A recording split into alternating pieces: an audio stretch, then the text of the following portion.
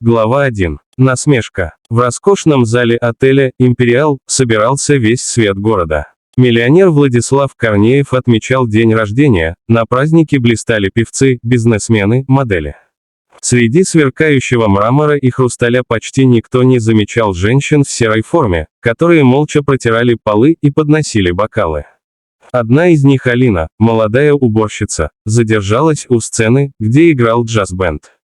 В ее глазах зажегся огонь, музыка будила в ней мечту, которую она когда-то похоронила.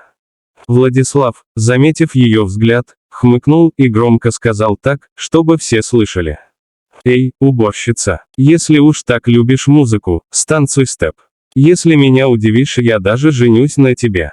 Смех прокатился по залу. Глава 2. Выбор. Алина побледнела. Все взгляды обернулись к ней. Для гостей это была забава, а для нее унижение. Но в груди вдруг вспыхнуло что-то сильнее страха. Она вспомнила, как в детстве отец учил ее танцевать, как она мечтала о сцене. И, подняв глаза, тихо сказала: «Хорошо». Глава 3. Танец. Музыканты удивленно переглянулись, но один из них заиграл ритм. Алина вышла в центр, сбросила перчатки, и ее ноги застучали по мраморному полу.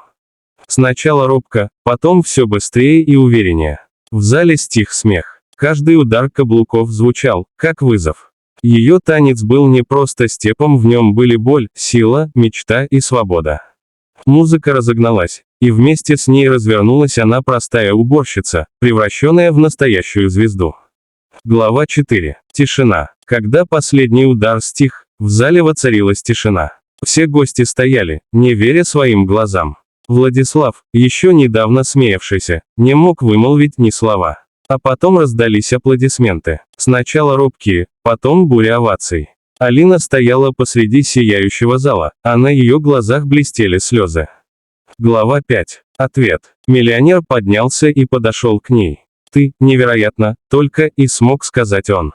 «Я не игрушка для пари», — твердо ответила Алина. «Я человек. И сегодня вы все это увидели».